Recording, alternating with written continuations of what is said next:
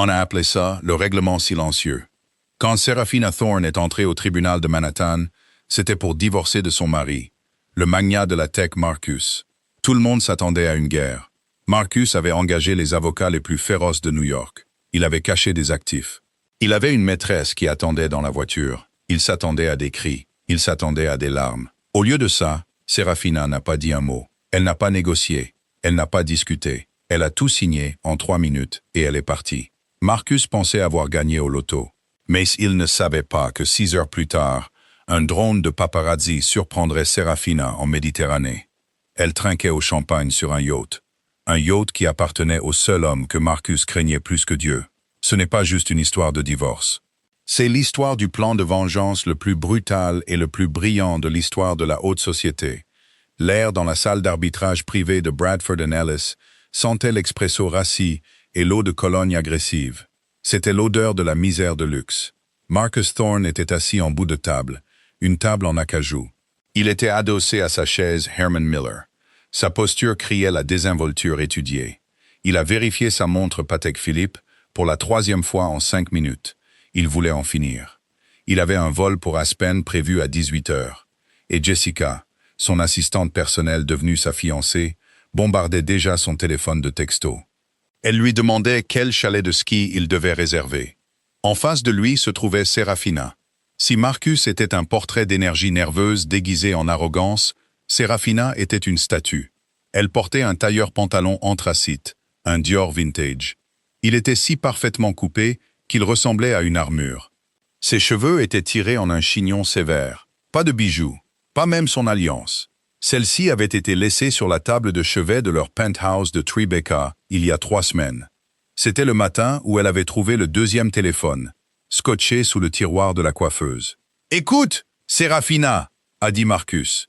Sa voix avait pris ce ton baryton condescendant, le même qu'il utilisait pour expliquer les algorithmes aux investisseurs. On peut faire ça à la dure ou à la douce. Mon offre tient toujours. Tu as l'appartement dans le Connecticut, l'Audi, et une allocation mensuelle de $10 000 pendant 3 ans. Pas de participation dans Thorne Logic. Pas d'option sur action. Pas de pension alimentaire après 2027. L'avocat de Marcus, un requin nommé Gavin Rourke, célèbre pour faire pleurer les femmes de sénateurs, a fait glisser un épais document sur la table. Rourke a eu un sourire narquois. « C'est généreux, Madame Thorne, considérant que vous n'avez aucun revenu et une employabilité limitée à votre âge. » Serafina avait 34 ans. Elle en paraissait 25. Mais dans le monde de Marcus, l'écosystème impitoyable des startups de la tech de New York, elle était de l'histoire ancienne. Le silence dans la pièce s'est étiré. Rourke cliquait son stylo, un tic-tac-tic rythmé conçu pour provoquer l'anxiété. Marcus l'observait attentivement. Il connaissait Serafina, ou du moins, il le pensait. Il s'attendait à ce qu'elle craque. Elle avait été l'épouse dévouée pendant 10 ans. Celle qui organisait les dîners, qui rattrapait ses désastres de relations publiques. Celle qui relisait son code, au tout début, quand il vivait de nouilles instantanées dans un sous-sol du Queens. Elle était émotive, elle était douce. « Je ne veux pas de la maison du Connecticut », a dit Serafina. Sa voix était à peine un murmure, mais elle avait une étrange clarté cristalline. Marcus a soupiré, levant les yeux au ciel vers Rourke. « Ça y est, on y est. Qu'est-ce que tu veux, Sarah? La maison des Hampton, je t'ai dit qu'elle est bloquée dans la société à responsabilité limitée. »« Je ne veux pas de la maison des Hamptons, » a-t-elle dit en regardant les papiers. « Je ne veux pas de l'Audi. Je ne veux pas de l'allocation. » Rourke a arrêté de cliquer son stylo. « Pardon ?» Serafina a fouillé dans son sac à main un fourre-tout en cuir usé qui avait connu des jours meilleurs. Elle en a sorti un simple stylo bic. « Je vais signer la renonciation à tous les actifs. Je vais signer l'accord de non-divulgation. Je vais accorder à Marcus la pleine propriété de Thorne Logic et de toute la propriété intellectuelle associée. » Marcus s'est figé. Il s'est redressé, plissant les yeux. « Vous renoncez à vos droits sur les biens matrimoniaux. » Serafina, Thorne Logic, est évaluée à 400 millions de dollars. « Je sais à combien elle est évaluée, Marcus, » a-t-elle dit. Elle n'a pas levé les yeux. Elle a tourné à la dernière page de l'accord. « Pourquoi ?» a demandé Marcus, une pointe soudaine de paranoïa lui transperçant la poitrine. « Quel est le piège ?»« Pas de piège, » a dit Serafina, ses yeux rencontrant enfin les siens. Ils étaient terrifiants de vide. Comme les fenêtres d'une maison abandonnée. Je veux juste en finir. Je veux être libéré de toi. Aujourd'hui. Maintenant. Vous devez comprendre, a interrompu Rourke, l'air confus pour la première fois de sa carrière. Si vous signez ça, vous partez sans rien. Littéralement rien. Vous serez sans le sou. Je me débrouillerai, a-t-elle dit. Scritch, scratch. Le son de sa signature sur le document était le bruit le plus fort dans la pièce. Elle a signé 3 exemplaires. Elle a fermé le dossier et l'a repoussé vers Rourke. C'est tout? A-t-elle demandé. Marcus était abasourdi. Il a senti une vague d'euphorie. Une décharge de dopamine plus forte que n'importe quel contrat qu'il avait jamais conclu. Il avait gagné. Il s'était attendu à une bataille d'1 an. Il s'était attendu à perdre la moitié de sa fortune. Au lieu de ça, elle s'était simplement couchée. Elle était plus faible qu'il ne le pensait. Elle était pathétique. Ouais, Harry Marcus, d'un rire nerveux et étourdi. Ouais, Serafina, c'est tout. Tu es libre. Serafina s'est levée. Elle a lissé sa jupe. Elle n'a plus regardé Marcus. Elle n'a pas regardé l'avocat. Elle a tourné les talons et est sortie de la salle de conférence. « Attends !» a crié Marcus, frappé par une soudaine impulsion de pitié. « Serafina, comment rentres-tu chez toi? Tu veux que je t'appelle un Uber ?» Elle s'est arrêtée à la porte. Elle ne s'est pas retournée. « Ne t'inquiète pas pour moi, Marcus, » a-t-elle dit. « On vient me chercher. » La porte s'est refermée dans un clic. Marcus s'est tourné vers Rourke et a levé le poing. « Tu as vu ça? Tu as vu cette capitulation totale? Mon Dieu, je suis un génie. » Elle n'a même pas demandé le chien. Rourke a froncé les sourcils en regardant la signature sur la page. « C'est trop facile, Marcus. Les gens ne renoncent pas comme ça à un demi-milliard de dollars. »« Elle, si, » a ricané Marcus, en sortant son téléphone pour envoyer un message à Jessica. « Elle est brisée, Gavin. Je l'ai brisée. Maintenant, allons boire un verre. Je suis officiellement un homme célibataire. » Mais quand Serafina est sortie de l'immeuble de bureau sur la 5e avenue, elle ne pleurait pas. Elle ne cherchait pas un taxi. Elle a regardé sa montre. 11h15 du matin. Elle a marché 2 pâtés de maison vers l'est, jusqu'au coin de la 57e. Une voiture noire attendait. Pas un Uber, pas une voiture avec chauffeur. C'était une Rolls-Royce Phantom, aux vitres si sombres qu'elle ressemblait à de l'obsidienne. Le chauffeur, un homme massif avec une cicatrice le long du cou, est sorti et a ouvert la portière arrière. « Bonjour, Madame Thorne », a dit le chauffeur. « Ou devrais-je dire Mademoiselle Sterling ?» Serafina a enfin souri. Ce n'était pas un joli sourire. C'était le sourire d'un prédateur qui vient de voir le piège se refermer. « Mademoiselle Sterling, c'est parfait, Grégory », a-t-elle dit en se glissant sur l'intérieur en cuir crème. « Emmenez-moi à Teterboro. Le jet attend. Et les bagages? Je les ai tous laissés, » a-t-elle dit en s'adossant et en fermant les yeux. « Tout ce dont j'ai besoin est déjà à bord. » Marcus Thorne était ivre de victoire et de 3 scotch purs. À 14h30, il était au Laburnum Den, tenant salon dans un box privé. Jessica était là, magnifique et chère dans une robe rouge que Marcus lui avait achetée avec la carte de crédit de l'entreprise. Elle était drapée sur lui, gloussant alors qu'il racontait l'histoire de la matinée. « Elle a littéralement juste signé ?» a demandé Jessica, les yeux écarquillés. Elle ne voulait pas les bijoux, les œuvres d'art? « Rien !» a crié Marcus en frappant la table du poing, faisant sauter les couverts. « C'est une idiote, Jess, une vraie carpette. Elle pense probablement qu'elle prend la voie de la supériorité morale. La supériorité morale ne paie pas le loyer à Manhattan. » La table a ri. Elle était remplie des sycophantes de Marcus, son directeur financier, ses frères de fraternité, ses bénis oui-oui. Ils ont porté un toast au génie de Marcus. « Au roi célibataire », a crié Dave, le vice-président du marketing. Marcus a levé son verre. À la liberté et au changement de gamme. Il a embrassé Jessica passionnément. Mais au milieu de la célébration, un petit sentiment lancinant a commencé à démanger l'arrière du cerveau de Marcus. C'était Gavin Rourke, son avocat. Rourke n'était pas venu au déjeuner. Il était retourné au bureau pour déposer les papiers immédiatement, paranoïaque à l'idée que Serafina change d'avis. Le téléphone de Marcus a vibré. C'était Rourke. Appel de Gavin Rourke, avocat. Le rabat-joie a marmonné Marcus en refusant l'appel. Il a vibré à nouveau immédiatement. « Réponds, chérie », a dit Jessica en traçant le bord de son verre. Peut-être qu'elle supplie déjà pour... Marcus a ri et a décroché. « Gavin, dis-moi que l'encre sèche. Dis-moi qu'elle appartient officiellement au passé. Marcus, où es-tu? La voix de Rourke était tendue, crispée. « Je suis au déjeuner, en train de fêter. »« Pourquoi? Qu'est-ce qui ne va pas? »« Je suis au bureau du greffier, » a dit Rourke. « Je viens de déposer l'accord. Mais Marcus, quelque chose s'est déclenché dans le système quand j'ai entré le jugement final. » « Déclenché quoi? Des frais? » « Non, une notification de privilège. Je regarde les titres de propriété du penthouse de Tribeca et du domaine des Hamptons. Marcus, as-tu pris une deuxième hypothèque? Quoi? Non, l'entreprise est pleine aux as. Pourquoi prendrais-je une hypothèque? Parce que selon le greffier du comté, aucune de ces propriétés ne t'appartient, ni à la société à responsabilité limitée. Marcus a baissé son verre. Le bruit du restaurant semblait s'estomper. De quoi tu parles? Je les ai achetées. Mon nom est sur l'acte de propriété. Ton nom est sur le trust, a corrigé Rourke. L'Aurora Borealis Trust. Tu m'as dit que c'était ta société holding. C'est le cas. Je l'ai créée il y a 5 ans. Marcus, a chuchoté Rourke. Je regarde les statuts du trust en ce moment. Tu n'es pas le bénéficiaire. Tu es listé comme le fiduciaire. Le bénéficiaire est une entité offshore enregistrée aux îles Caïmans, appelée Nemesis Holdings. D'accord. Donc c'est probablement juste la façon dont mon comptable a mis en place pour éviter les impôts. J'ai appelé ton comptable, a dit Rourke. Il n'a pas créé Nemesis Holdings. Il n'en a jamais entendu parler. Mais j'ai fait une recherche rapide. Le signataire de Nemesis Holdings, c'est Serafina. Marcus sentit le sang quitter son visage. C'est impossible.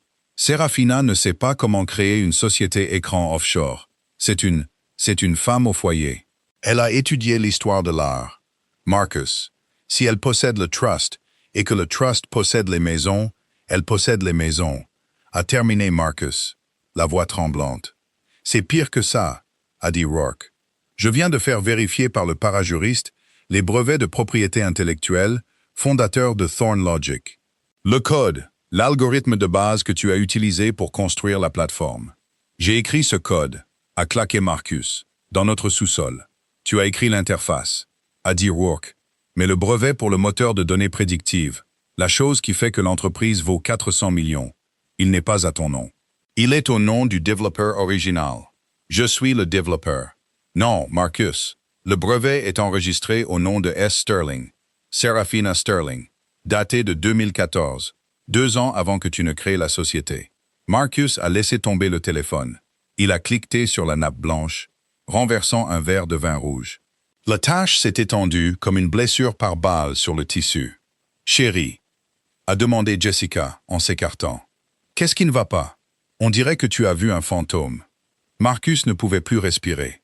Elle a signé la renonciation, hurlait son esprit. Elle a renoncé à ses droits sur les biens matrimoniaux. Mais si les maisons et la propriété intellectuelle n'étaient pas des biens matrimoniaux, si c'étaient ses biens propres d'avant le mariage ou détenus dans des trusts qu'il ne possédait pas, elle n'avait renoncé à rien. Elle était simplement partie avec ce qui était déjà à elle, le laissant avec rien d'autre que les dettes et les meubles. « Donne-moi le téléphone !» a sifflé Marcus en se précipitant dessus. Il a composé le numéro de Serafina. Le numéro que vous avez composé n'est plus attribué. Il a recomposé. Non attribué. Elle a planifié, a chuchoté Marcus. Elle a planifié tout ça. Qui?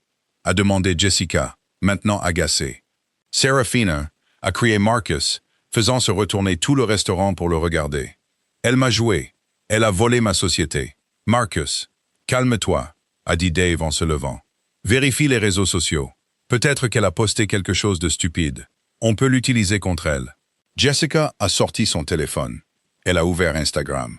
Son pouce a plané, puis a défilé, puis s'est arrêté. « Oh mon Dieu !» a chuchoté Jessica. « Quoi ?» a exigé Marcus en lui arrachant le téléphone des mains. C'était un post de TMZ, dernière minute, publié il y a 4 minutes. Le titre disait « Le rebond à $1 milliard. Serafina Thorn aperçue à Monaco quelques heures après le dépôt de divorce. » Marcus a fixé la photo. Elle était en haute résolution. Elle montrait le pont d'un super yacht, une de ces immenses villes flottantes qui éclipsaient les bateaux normaux. Le nom sur la coque était visible en lettres d'or, le Léviathan. Assise sur le pont supérieur, vêtue d'un bikini blanc et tenant un verre de Dom Pérignon vintage, se trouvait Serafina. Elle avait l'air détendue, radieuse. Mais c'est l'homme assis à côté d'elle qui a fait s'arrêter le cœur de Marcus. L'homme était plus âgé, peut-être dans la fin de la cinquantaine, avec des cheveux argentés et un physique qui parlait d'entraîneur personnel et de dojo privé. Il se penchait pour murmurer quelque chose à l'oreille de Serafina. Sa main reposait familièrement sur son épaule. Chaque étudiant en commerce, chaque PDG de la tech, chaque personne qui lisait le Wall Street Journal connaissait ce visage. C'était Julian Vane, pas seulement un milliardaire, le milliardaire, l'homme qui possédait les transports maritimes, les réseaux satellitaires, les mines de lithium. L'homme dont on disait qu'il déstabilisait de petits gouvernements pour des allègements fiscaux. Un homme dont la fortune nette faisait passer les 400 millions de Marcus Thorne pour de l'argent de poche. Et Marcus réalisa, avec une torsion nauséeuse dans l'estomac, que Julian Vane était connu pour une autre chose. Il était le raider d'entreprise le plus impitoyable du monde. Il achetait des entreprises, les démantelait pour les pièces et laissait les PDG sans le sou. La légende de la photo disait « Des sources affirment que Vane et la nouvelle célibataire Madame Thorne sont de proches collaborateurs depuis des années. Thorne Logic est-elle la prochaine cible? » Marcus a levé les yeux vers ses amis. Ils regardaient tous leurs téléphones. Ils le regardaient tous. Et pour la première fois, il n'a pas vu d'admiration dans leurs yeux. Il a vu de la peur. Serafina ne l'avait pas seulement quitté. Elle était allée voir l'empereur. Le soleil méditerranéen commençait à se coucher, projetant de longues ombres violettes meurtries sur le pont du Léviathan. Le yacht était si grand qu'il ne tanguait pas avec les vagues. Il déplaçait simplement l'océan, une nation souveraine d'acier et de verre. Serafina Thorne, non. Serafina Sterling se tenait à la balustrade, regardant la côte scintillante de Monaco. Le vent fouettait ses cheveux, mais elle ne bougea pas pour les arranger. Pour la première fois en 10 ans, elle n'avait pas à être parfaite. Elle devait juste être victorieuse. Il a appelé 17 fois dans la dernière heure. Une voix grave a grondé derrière elle. Serafina s'est retournée. Le milliardaire, l'homme que les tabloïds avaient identifié comme son nouvel amant, était assis dans un fauteuil en osier, faisant défiler une tablette. En personne, Sebastian Vane était encore plus imposant que sur ses photos. Il avait 62 ans, des yeux comme du silex, et une réputation qui faisait trembler les banquiers de Wall Street. Note: les tabloïds dans la deuxième partie avaient mal imprimé son nom comme Julian, une erreur courante pour les journalistes paresseux. Mais Marcus connaissait la vérité. C'était Sebastian Vane, le marchand de mort pour les entreprises en faillite. Seulement 17, a demandé Serafina, en prenant une gorgée de son eau pétillante. Marcus perd la main. Je m'attendais à au moins 50. Il est distrait, a dit Sébastien en tapotant l'écran.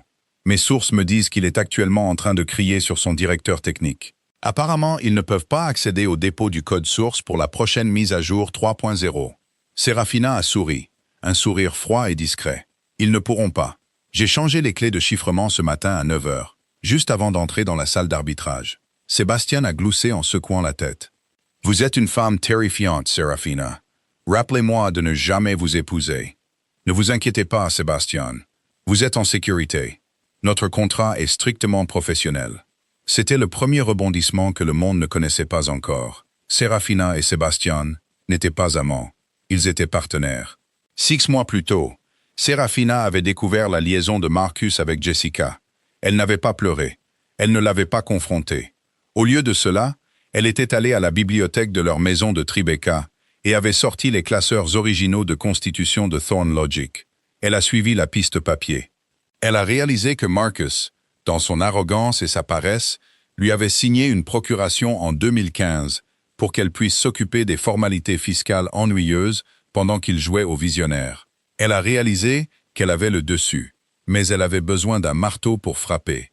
Elle avait rencontré Sebastian Vane à un gala de charité 3 ans auparavant. Marcus avait ignoré Vane, le qualifiant de dinosaure de la vieille économie. Serafina avait passé 2 heures à lui parler de logistique de la chaîne d'approvisionnement. Vane avait été impressionné. Quand elle a découvert la liaison, elle a appelé Vane. « J'ai une entreprise qui vaut 400 millions de dollars, lui avait-elle dit. Mais le PDG est un handicap. Je veux la démanteler, la vider et vendre la propriété intellectuelle au plus offrant. J'ai besoin d'un partenaire avec du capital et un yacht pour me cacher pendant que la poussière retombe. » Vane avait accepté sur le champ. De retour à New York, la poussière ne retombait pas seulement. Elle étouffait Marcus Thorne. Marcus a fait irruption dans la salle des serveurs du siège de Thorn Logic, à Dumbo, Brooklyn. La pièce était glaciale, remplie du bourdonnement de machines coûteuses. Silas, son directeur technique, un codeur brillant mais socialement anxieux, tapait furieusement, la sueur perlant sur son front. « Répare ça, Silas », a rugi Marcus. « Les investisseurs m'appellent pour savoir pourquoi la version bêta est en panne. Pourquoi ne pouvons-nous pas lancer la mise à jour ?» « J'essaie, Marcus, a coiné Silas. Mais le répertoire Racine, il a disparu. Il a été déplacé. » « Déplacé? Comment déplace-t-on une plateforme entière? Je ne pensais pas que c'était possible. Mais les privilèges d'administrateur ont été transférés à 9h05 du matin à un utilisateur externe, Nemesis Admin. Serafina a sifflé Marcus. Il arpentait la petite pièce, passant ses mains dans ses cheveux. « D'accord, c'est bon. Ce n'est que du code. Nous avons des sauvegardes, n'est-ce pas? Restaure à partir de la sauvegarde. » Silas a arrêté de taper. Il a fait pivoter sa chaise, l'air terrifié. « Marcus, les sauvegardes étaient stockées sur le serveur Amazon AWS. Et le compte de facturation pour le serveur AWS, il était sur la carte American Express personnelle de Serafina, celle qu'elle utilisait pour accumuler des points de crédit pour les voyages. » Marcus sentit son estomac se nouer. Et la carte a été annulée à midi. Amazon a effacé les serveurs pour non-paiement il y a 1 heure. Les sauvegardes ont disparu. Le silence est tombé sur la salle des serveurs. Le seul son était le bourdonnement des ventilateurs de refroidissement, qui ne refroidissaient rien. « Es-tu en train de me dire, » a chuchoté Marcus, la voix tremblante, que Thorn Logic, une entreprise évaluée à près d'1 demi-milliard de dollars, ne consiste actuellement en rien d'autre qu'un joli logo et quelques meubles de bureau loués? Nous avons l'interface frontale, a offert faiblement Silas. Le site web est joli. Il ne fait juste rien quand on clique sur les boutons. Marcus s'est affalé contre le rack de serveur. Il a glissé jusqu'à toucher le sol. Il avait signé l'accord de divorce. Il avait accepté de garder l'entreprise et qu'elle ne prenne rien. Mais elle n'avait pas rien pris. Elle avait pris l'âme de l'entreprise et l'avait laissée avec le cadavre. Son téléphone a vibré. C'était Gavin Rourke, l'avocat. « Marcus, » a dit Gavin, la voix creuse, « tu dois venir à mon bureau. Maintenant. » « Je ne peux pas, Gavin. Je suis en train de régler un problème technique. »« Au diable le problème technique, » a claqué Gavin. « Je viens de recevoir un colis par coursier de l'équipe juridique de Serafina. Ce n'est pas seulement la maison et le code, Marcus. Ce sont les prêts. » Marcus a fermé les yeux très fort. « Quel prêt? L'injection de capital risque que tu as prise l'année dernière.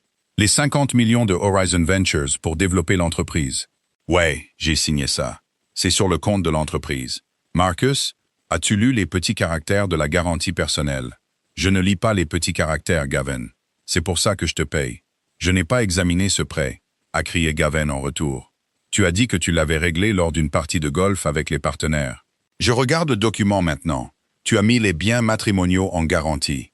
Mais comme tu viens de signer un jugement de divorce stipulant que les maisons et la propriété intellectuelle ne sont pas des biens matrimoniaux, mais appartiennent au trust séparé de Serafina. » Marcus sentit la pièce tourner. Alors la garantie pour le prêt de 50 millions de dollars est devenue caduque au moment où tu as signé les papiers du divorce, a terminé Gavin. La banque réclame le prêt, Marcus, immédiatement. Ils veulent 50 millions de dollars avant la fermeture des bureaux demain, où ils saisissent tes actifs liquides personnels, tes comptes bancaires, ton portefeuille d'actions, tout. Marcus a raccroché le téléphone. Il a levé les yeux vers Silas. Silas a dit Marcus, avons-nous 50 millions de dollars sur le compte d'exploitation? Silas a vérifié l'écran. Nous avons 300 000. Tu as dépensé 4 millions le mois dernier pour la soirée de lancement du rebranding et l'acompte pour la maison d'Aspen. Marcus s'est levé. Il est sorti de la salle des serveurs. Il est passé devant les rangées d'employés. Des jeunes de 20 ans en sweat à capuche qui pensaient travailler pour le prochain Steve Jobs. Il est entré dans son bureau aux parois de verre et a verrouillé la porte. Il a regardé la bouteille de scotch sur son bureau. Il ne voulait pas boire. Il voulait une machine à remonter le temps. Il a rappelé Serafina. Cette fois, il n'est pas tombé sur la messagerie vocale. « Bonjour Marcus ». Sa voix est sortie du haut-parleur, nette et claire. Il pouvait entendre le bruit des mouettes en arrière-plan. « Sarah a-t-il étouffé? Sarah, s'il te plaît. Tu as fait valoir ton point. Tu as gagné. Donne-moi juste les clés de chiffrement. Rends-moi la maison. On peut renégocier. Renégocier? A ri Serafina. Ce n'était pas un rire cruel. C'était un son sincèrement amusé, ce qui faisait plus mal. Marcus, tu as passé 10 ans à me dire que je ne comprenais rien aux affaires. Tu m'as dit que j'étais juste un système de soutien. Tu m'as dit que le vrai travail était fait par les visionnaires. J'avais tort. Je suis désolé. J'étais un idiot. Oui, tu l'étais. Mais ce n'est pas pour ça que je fais ça. Alors pourquoi? A crié Marcus. Pourquoi détruire tout ce que nous avons construit? Nous ne l'avons pas construit, Marcus. Je l'ai construit. Tu l'as vendu, a-t-elle dit froidement. Et puis tu as amené cette femme dans mon lit. Tu l'as amenée dans la maison que j'ai décorée. Tu l'as conduite dans la voiture que j'ai remboursée. Tu pensais que j'étais aveugle parce que j'étais silencieuse. Je vais la quitter. Je vais virer Jessica. Je le jure. Oh, je me fiche de Jessica, a dit Serafina. Elle n'est qu'un symptôme de ta maladie. La maladie, c'est ton ego, Marcus, et je suis le remède. Sarah, la banque réclame le prêt. Je vais être en faillite. J'irai en prison pour fraude. Je sais, a-t-elle dit d'un ton apaisant. J'ai envoyé l'information à la SEC ce matin. Bonne chance, Marcus. J'ai une réservation pour le dîner. La ligne a été coupée. La chute de Marcus Thorne n'a pas été un lent déclin. Ce fut un plongeon de falaise. À 9 heures du matin le lendemain, moins de 24 heures après le règlement silencieux, la nouvelle avait éclaté. Le Wall Street Journal a publié l'article « Le PDG de Thorne Logic sous enquête pour fraude boursière, des actifs clés manquants. Jessica, la maîtresse, a été le premier rat à sentir la montée des eaux. Elle était dans l'appartement que Marcus avait loué pour elle à Soho. Elle regardait les nouvelles sur une immense télévision à écran plat en mangeant une salade de choux frisés quand le présentateur a mentionné une faillite imminente et la saisie des biens personnels. Jessica a arrêté de mâcher. Elle a regardé le bracelet Cartier à son poignet. Marcus le lui avait donné la semaine dernière. Si les fédéraux arrivaient, il prendrait les cadeaux achetés avec des fonds illicites. Jessica s'est levée. Elle est allée au coffre-fort dans le placard. Elle connaissait la combinaison. C'était l'anniversaire de Marcus. Elle l'a ouvert. À l'intérieur se trouvaient des liasses de billets que Marcus gardait pour les urgences. Environ 50 000 $.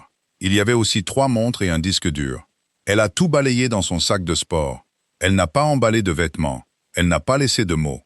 Elle a appelé un Uber Black pour l'aéroport JFK. Elle a bloqué le numéro de Marcus.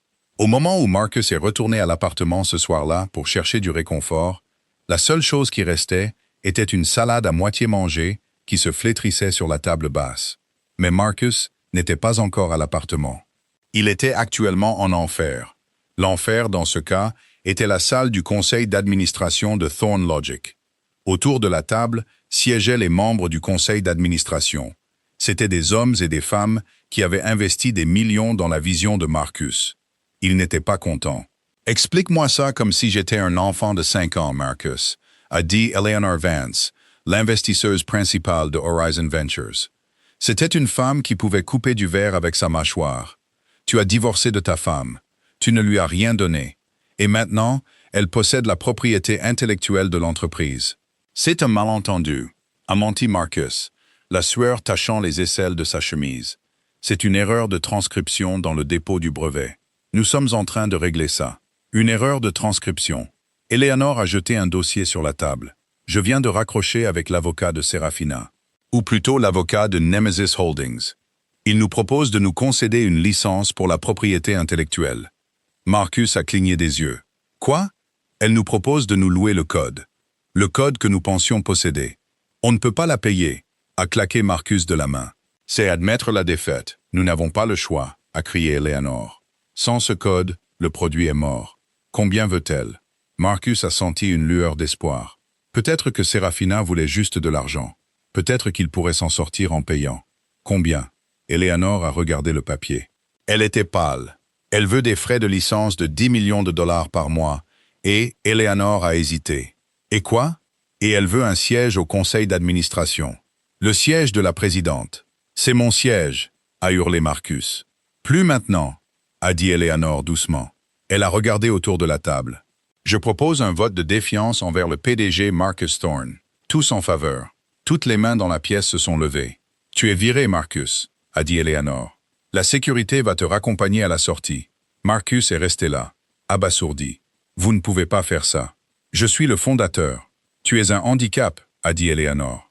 C'est franchement, Il semble que ton ex-femme était le cerveau de l'opération depuis le début. Nous préférerions être en affaire avec elle.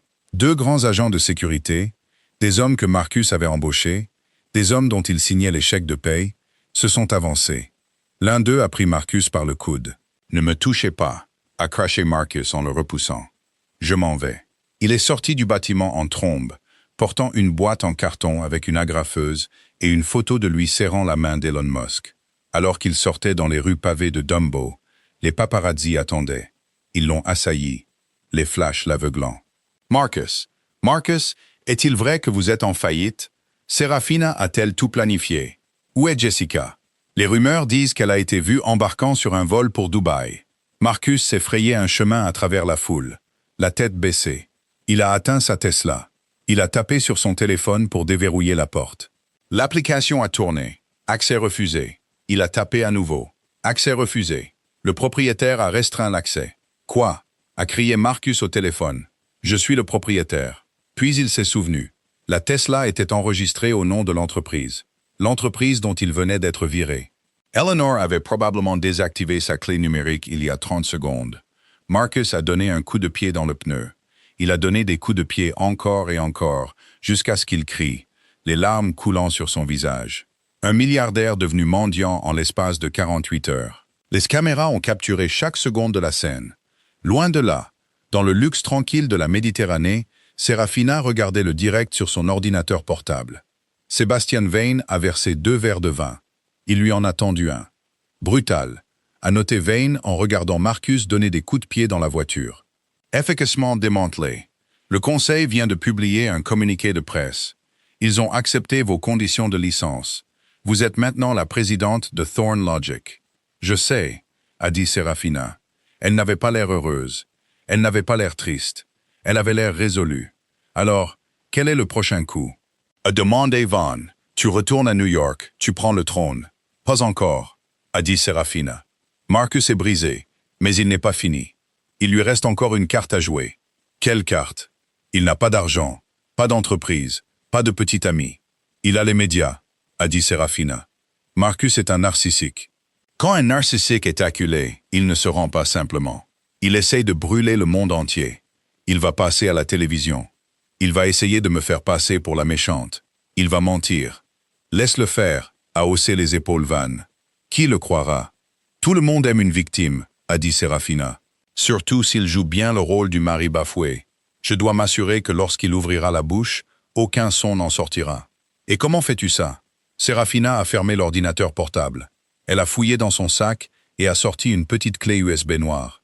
La deuxième partie du plan, a-t-elle dit.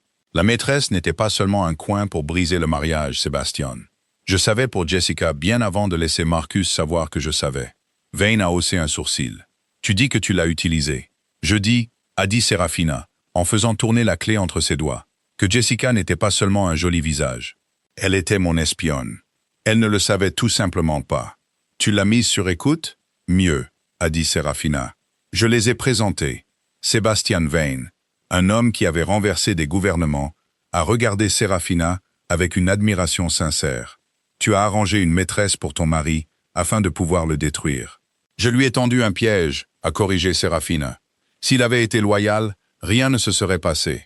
Jessica aurait juste été la nouvelle stagiaire. Mais Marcus n'a pas pu résister. Et parce qu'il n'a pas pu résister, il lui a raconté des secrets. Les confidences sur l'oreiller, Sébastien. C'est la monnaie la plus dangereuse du monde. Et qu'y a-t-il sur la clé? Des enregistrements, a dit Serafina. Des notes vocales. Jessica aimait enregistrer leurs conversations pour se vanter auprès de ses amis. Elle les sauvegardait sur le cloud, un cloud auquel j'avais accès. Elle s'est levée, marchant vers le bord du yacht. Marcus va essayer de me poursuivre pour fraude. Il va prétendre que j'ai volé l'entreprise, mais quand le monde l'entendra admettre l'évasion fiscale, la corruption, et mon préféré, rire de la façon dont il a volé le code original à son colocataire d'université. Eh bien, elle a lancé la clé USB en l'air et l'a rattrapée. Le divorce était la partie silencieuse, a dit Serafina. Maintenant vient le bruit.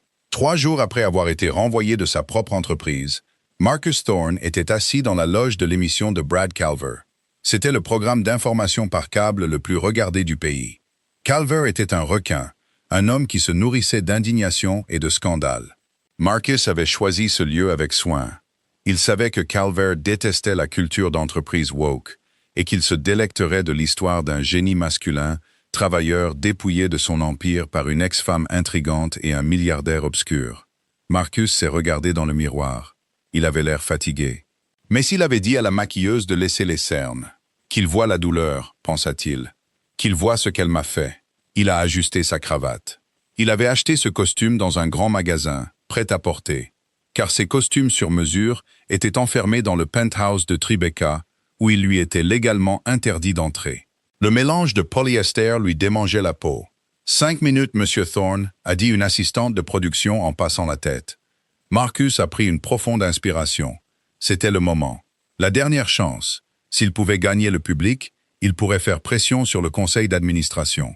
Il pourrait forcer un règlement. Il pourrait détruire la réputation de Serafina avant qu'elle ne puisse pleinement prendre le trône.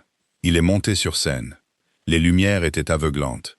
Les applaudissements étaient polis mais hésitants. « Bon retour », a dit Brad Calvert en se penchant sur son bureau comme un bulldog. Nous sommes avec Marcus Thorne, l'homme qui a inventé Thorne Logic, l'homme qui a révolutionné la prédiction de données, et l'homme qui, il y a 48 heures, vivait dans la rue pendant que son ex-femme buvait du champagne sur un méga yacht. Marcus, dites-nous, comment cela est-il arrivé? Marcus s'est penché en avant, prenant son meilleur air de chiot blessé. Brad, c'est une tragédie. Je lui faisais confiance. J'ai passé 10 ans à construire un avenir pour nous. Je travaillais 18 heures par jour pendant qu'elle, eh bien, elle profitait du style de vie.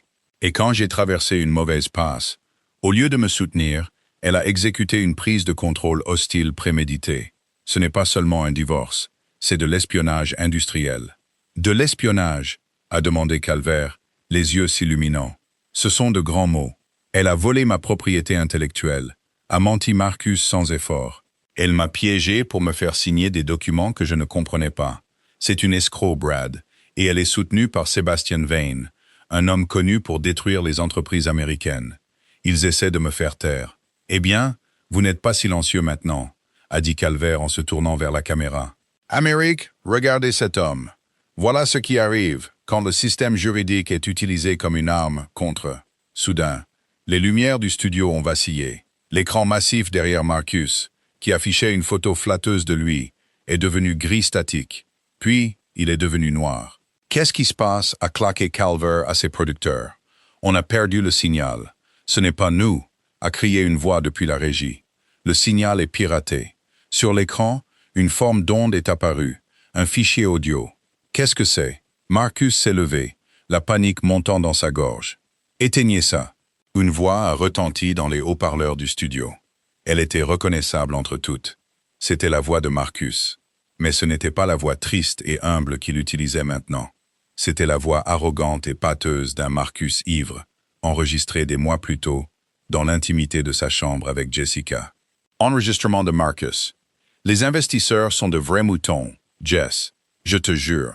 J'entre là-dedans, je lance quelques mots à la mode comme réseaux neuronaux et synergie, et ils signent les chèques. Mais tu n'as pas peur qu'ils découvrent pour le code. Marcus, riant. Découvrir quoi? Kay, je ne l'ai pas écrit. Qui va leur dire, Toby? Jessica, ne parle pas de lui. C'est glauque.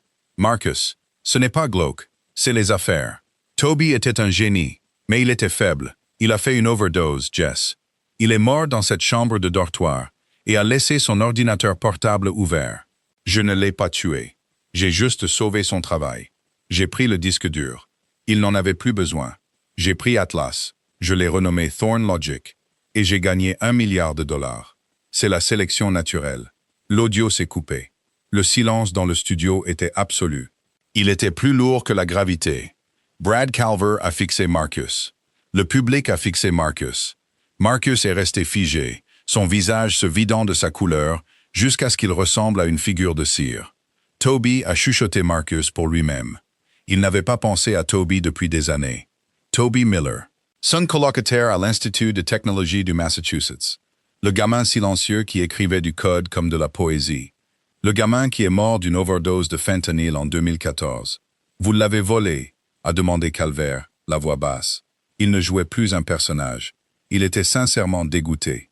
Vous avez volé le code d'un gamin mort, c'est un deepfake, a crié Marcus, la voix brisée. De l'intelligence artificielle. C'est généré par l'intelligence artificielle. Serafina fait ça. Elle me piège. Mais ensuite, l'écran derrière lui a changé à nouveau. Ce n'était pas de l'audio cette fois. C'était un document. C'était un rapport de police de 2014. Un journal de preuve de la police du campus. Il listait les objets trouvés dans la chambre de Toby Miller au moment de sa mort. Un ordinateur portable, disque dur manquant, et à côté, un reçu d'un prêteur sur gage de Cambridge, daté de 2 jours après la mort. Vendu, un disque dur. Vendeur, Marcus Thorne. Elle a les reçus, a chuchoté quelqu'un dans le public. Assez fort pour être entendu. Coupez le signal, a hurlé Marcus, en se jetant vers les caméras. Arrêtez de filmer, je vous poursuivrai tous. Il a plaqué un caméraman, faisant tomber l'équipement au sol. Le direct est passé de côté, montrant un angle flou de Marcus Thorne se battant avec les agents de sécurité, criant des obscénités. « Lâchez-moi » a hurlé Marcus, alors que 2 gardes costauds le traînaient hors de la scène. « Je suis le PDG, je suis un visionnaire ». Dans la régie, le producteur s'est tourné vers Brad Calver. « On vient de diffuser ça à 5 millions de personnes ?» Calver a hoché la tête lentement. « Ouais, et je crois qu'on vient de gagner un Emmy. » Marcus a été jeté par la sortie de secours du studio dans une ruelle glissante de pluie. Son costume était déchiré. Il lui manquait une chaussure. Il s'est relevé en respirant fort. Son téléphone vibrait sans cesse dans sa poche. Il l'a sorti. 142 appels manqués. Message de maman. « Marcus, est-ce vrai? As-tu volé Toby ?» Message de Gavin Rourke. « Ne parlez à personne. Le FBI émet un mandat. Je démissionne de mon poste de votre avocat. Bonne chance. » Non, non, non. Marcus hyperventilait. Il s'est appuyé contre le mur de briques, glissant dans les ordures. Le FBI. La fraude boursière était une chose. Mais admettre le vol de propriété intellectuelle d'un homme mort, cela ouvrait la porte à une décennie de poursuites. La famille Miller viendrait le chercher. Les investisseurs le poursuivraient pour restitution. Il risquait 20 ans de prison. Il devait fuir. Mais il n'avait pas d'argent. Ses comptes étaient gelés. Ses cartes de crédit étaient mortes. Attends. Il s'est figé. La maison des Hampton. Il s'est souvenu de quelque chose. Il y a 3 ans, pendant une brève période de paranoïa à propos de l'effondrement du marché, Marcus avait retiré 2 millions de dollars en espèces. Il les avait cachés dans la cave à vin du domaine des Hampton, derrière un faux panneau dans l'unité de climatisation. Il ne l'a jamais dit à Serafina. Il ne l'a jamais dit à Jessica. C'était son fond d'apocalypse. S'il pouvait se rendre aux Hamptons, prendre l'argent et affréter un bateau privé pour les Caraïbes, il pourrait avoir une chance. Il a remonté sa capuche. Il avait trouvé un sweat à capuche gris sale dans une benne de dons près de la ruelle et a commencé à marcher. Il ne pouvait pas prendre de train. Il y avait des caméras. Il ne pouvait pas appeler de voiture. Il a volé un vélo. Il lui a fallu 6 heures pour sortir de la ville à vélo, puis il a fait du stop le reste du chemin avec un chauffeur de camion qui ne parlait pas anglais et ne regardait pas les nouvelles. Quand Marcus a atteint le domaine des Hamptons, il était 2 heures du matin. L'immense maison se dressait sombre et silencieuse contre les vagues déferlantes de l'Atlantique. La pluie tombait à verse maintenant. Marcus a sauté la clôture. Il connaissait les angles morts des caméras de sécurité. Il les avait installés.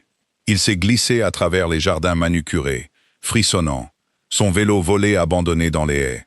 Il a atteint les portes de la cave. Elles étaient verrouillées, mais Marcus connaissait le code du clavier. 1984. Il se prenait pour un Orwellien. La serrure a cliqué. Il s'est glissé à l'intérieur. L'air sentait le chêne et la poussière. Il a sorti son téléphone, utilisant la lampe de poche pour naviguer à travers les rangées de Bordeaux coûteux qu'il ne pouvait plus boire. Il a atteint le mur du fond. Il a trouvé l'unité de climatisation. Avec des mains tremblantes, il a forcé le faux panneau. Ses ongles se sont cassés. Il a attrapé une bouteille de vin et a brisé le bois. Des éclats ont volé. Il a arraché le panneau. Il a plongé la main dans la cavité sombre. Sa main n'a rencontré que de l'air. N'en a-t-il chuchoté? Il a cherché plus profondément. Il a tâtonné frénétiquement. Le sac de sport, les 2 millions de dollars, il devait être là. C'était vide. Tu cherches ça? La voix venait de partout. Elle l'entourait. Marcus s'est retourné brusquement, laissant tomber son téléphone. Qui est là? Soudain, les lumières de la cave se sont allumées. Marcus a couvert ses yeux, aveuglé. En haut des escaliers de la cave, assis sur une caisse en bois, se trouvait un ordinateur portable. L'écran était ouvert. Sur l'écran, il y avait un flux vidéo en direct. C'était Serafina. Elle était assise dans la cabine du yacht, vêtue d'une robe de chambre en soie. Elle avait l'air d'avoir chaud. Elle avait l'air à l'aise. Et elle tenait une liasse de billets de $100, s'éventant avec. Sarah a halté Marcus. Tu l'as pris. Je l'ai pris il y a 3 ans, Marcus, a dit Serafina à travers les haut-parleurs. Pensais-tu vraiment que je n'avais pas remarqué que tu retirais 2 millions de dollars? Je gère les comptes. J'ai vu le retrait. Je t'ai suivi. Je t'ai regardé le cachet. Tu m'as laissé croire qu'il était là. J'avais besoin que tu aies une destination, a-t-elle dit. Je savais que lorsque le monde s'effondrerait, tu courais vers ton petit filet de sécurité, comme un rat vers le fromage. Pourquoi? A sangloté Marcus, tombant à genoux sur le béton froid. Pourquoi me torturer? Appelle juste les flics. Je n'ai pas appelé les flics, Marcus, a-t-elle dit doucement. J'ai appelé quelqu'un d'autre. Qui? La mère de Toby. Marcus a arrêté de respirer. Madame Miller, a-t-il chuchoté. C'est une femme charmante, a dit Serafina. Elle vit dans l'Ohio. Elle pleure son fils depuis 10 ans, pensant qu'il n'était qu'un toxicomane qui a gâché sa vie. Elle ne savait pas qu'il était un génie. Elle ne savait pas que son meilleur ami avait volé son héritage. Sarah, s'il te plaît. Je lui ai envoyé les enregistrements, Marcus. Et je lui ai envoyé l'emplacement de cette maison. Je lui ai dit que tu pourrais passer. Elle est là. Marcus a levé les yeux vers les escaliers de la cave, terrifié. Non, a dit Serafina. Elle est trop âgée pour voyager aussi vite. Mais elle a un avocat très agressif, et ils ont appelé la police locale pour signaler un intrus sur la propriété. Une propriété qui, comme tu le sais, appartient à Nemesis Holdings. Des sirènes ont commencé à retentir au loin, se rapprochant. « Tu m'as piégé », a dit Marcus, la défaite l'envahissant. « J'ai rétabli l'équilibre », a corrigé Serafina. « Tu as construit un château de sable, Marcus. J'ai juste attendu que la marée monte. » Marcus a regardé l'écran, la femme qu'il avait sous-estimée pendant une décennie. Il réalisait maintenant que le silence pendant le divorce n'était pas de la soumission, c'était la profonde inspiration qu'un tireur d'élite prend avant d'appuyer sur la gâchette. « Qui es-tu » a demandé Marcus. « Tu n'es pas la femme que j'ai épousée. »« Non » a dit Serafina en se penchant vers la caméra. Ses yeux étaient durs comme des diamants. « La femme que tu as épousée était un rôle que je jouais. Un rôle que tu as écrit pour moi. L'épouse dévouée. L'ombre. Mais tu as oublié une chose à propos des ombres. Marcus. Quoi? Elle s'allonge quand le soleil se couche.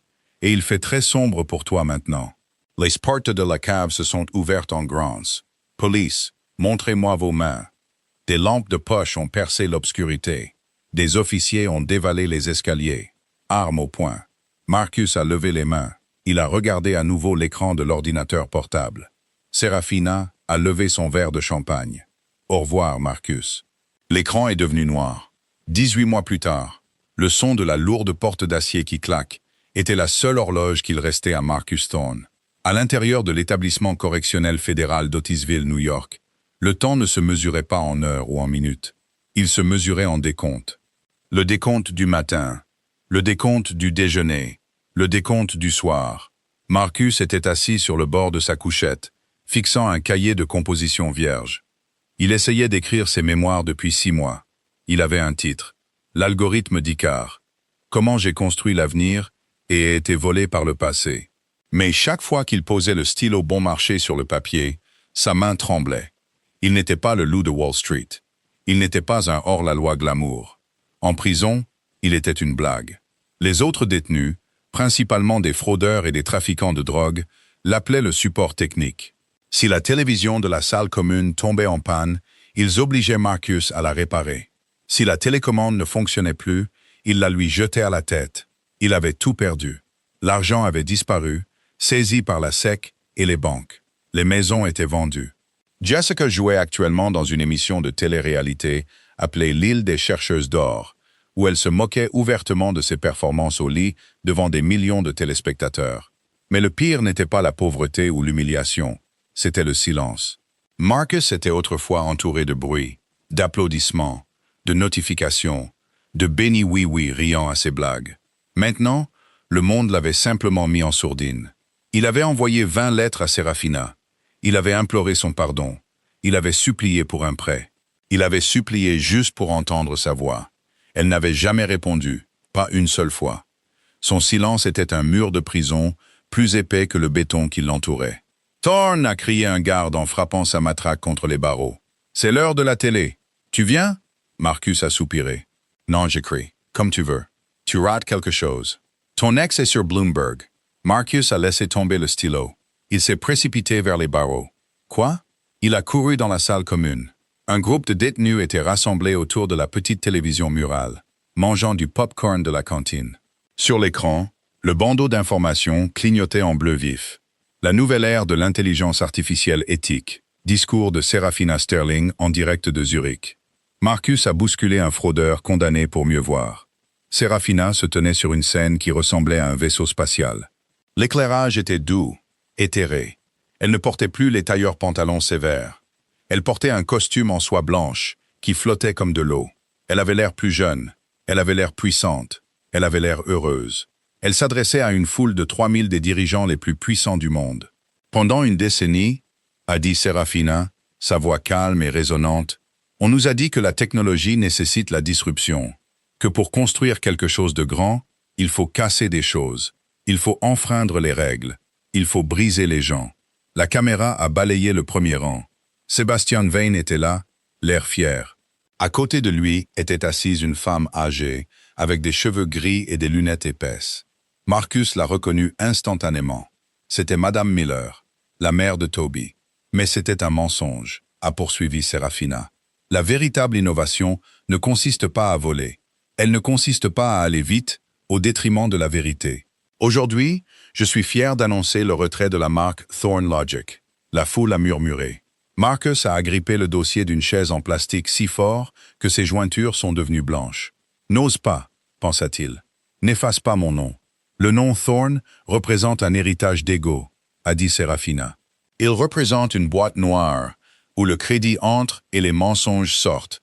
Aujourd'hui, nous changeons de marque. Nous rendons le code source à la communauté universitaire et nous lançons une nouvelle plateforme dédiée à la prédiction de données transparentes et open source. Derrière elle, l'écran massif a changé. Le logo de Thorn Logic, un T pointu et agressif, s'est brisé en poussière numérique. À sa place, un nouveau logo s'est formé, un design géométrique simple et élégant, et le nom, la Fondation Miller. Nous nommons l'entreprise d'après son véritable architecte, a dit Serafina, en faisant un geste vers Madame Miller au premier rang. La vieille femme pleurait, tenant la main de Sebastian Vane. Tous les bénéfices de la plateforme Miller serviront à financer l'éducation en sciences, technologie, ingénierie et mathématiques pour les étudiants défavorisés et à soutenir les programmes de désintoxication. Nous ne sommes pas ici pour créer des milliardaires. Nous sommes ici pour réparer les torts. La foule a explosé. Ce n'était pas des applaudissements polis. C'était une ovation debout. Un rugissement d'approbation qui a fait trembler les haut-parleurs de la télévision de la prison. Marcus a fixé l'écran. Elle avait fait la seule chose qu'il ne pouvait concevoir. Elle n'avait pas seulement pris l'argent. Elle n'avait pas seulement pris le pouvoir. Elle l'avait donné. Elle avait détruit son héritage, non pas en le volant, mais en prouvant qu'il ne valait rien comparé à la vérité. Mince, Thorn a ri le détenu à côté de lui en lui tapant dans le dos. Elle vient de jeter ton nom aux toilettes et a obtenu une déduction fiscale pour ça. C'est glacial, c'est glacial. Sur l'écran, un journaliste a tendu un micro vers Serafina alors qu'elle quittait la scène. Mademoiselle Sterling, avez-vous un commentaire pour votre ex-mari? Purge actuellement une peine de 5 ans dans une prison fédérale. Avez-vous quelque chose à lui dire? Serafina s'est arrêtée. Elle a regardé directement dans l'objectif de la caméra. Pendant une seconde, Marcus a eu l'impression qu'elle regardait droit dans son âme. Voyant la combinaison de prison sale, les cheveux grisonnants, le désespoir, elle a fait une pause. Le monde a retenu son souffle, attendant une insulte, une vantardise, un moment de justification. Serafina a souri, une petite courbe énigmatique de ses lèvres. « Non », a-t-elle dit, puis elle s'est retournée et s'est éloignée. L'écran est passé à une publicité pour une assurance auto. Marcus est resté là pendant que les autres détenus riaient et se dispersaient. Il a baissé les yeux sur ses mains. Il a réalisé qu'il tremblait. Elle n'avait pas discuté pendant le divorce. Elle n'avait pas discuté pendant la prise de contrôle. Et elle ne discuterait pas maintenant. Elle lui avait infligé la punition ultime. Elle l'avait rendu insignifiant. 3 mois plus tard, un colis est arrivé à la salle du courrier de la prison. C'était une enveloppe matelassée standard. L'adresse de l'expéditeur était Nemesis Holdings, Île Caïman. Marcus l'a déchirée avec ses dents, son cœur battant la chamade. Était-ce de l'argent? Était-ce une lettre? Était-ce un signe qu'elle se souciait encore, même un peu? Il a vidé le contenu sur sa couchette. C'était un livre. Une première édition du Comte de Monte Cristo. Il n'y avait pas de mots. Il n'y avait pas de dédicace. Juste un post-it jaune sur la couverture, avec un seul symbole dessiné à la main. Un smiley. Marcus a fixé le livre. Il a touché la couverture. Et pour la première fois en 2 ans, il a commencé à rire. Il a ri jusqu'à ce que ses côtes lui fassent mal. Il a ri, jusqu'à ce que les larmes coulent sur son visage et trempent les draps de la prison. Il a ri parce qu'il avait enfin compris la blague. Il n'avait jamais été le personnage principal de cette histoire. Il n'était que le méchant de son histoire d'origine. Et le méchant n'a jamais le dernier mot. Fin. Et voilà l'histoire du règlement silencieux. Serafina Sterling a prouvé que dans un monde plein de bruit, de disputes et de guerres sur Twitter, l'arme la plus dangereuse que l'on puisse manier est le silence. Marcus Thorne pensait que sa femme était faible parce qu'elle ne se défendait pas. Il n'a pas réalisé que pendant qu'il jouait aux dames, elle jouait aux échecs en 4D et elle possédait l'échiquier. Elle est partie avec sa dignité, sa liberté et finalement tout l'empire, le laissant avec rien d'autre que son propre ego pour lui tenir compagnie dans une cellule. C'est un rappel brutal. Faites attention à qui vous sous-estimez. Les silencieux ne sont pas silencieux parce qu'ils n'ont rien à dire. Ils sont silencieux parce qu'ils complotent. Si vous avez aimé cette histoire de karma ultime, mettez un gros pouce bleu dès maintenant. Ça aide la chaîne à se développer. Et dites-moi dans les commentaires, auriez-vous pris l'argent ou auriez-vous détruit l'héritage comme l'a fait Serafina? N'oubliez pas de vous abonner et d'activer les notifications pour ne pas manquer la prochaine histoire folle mais vraie. Merci d'avoir regardé.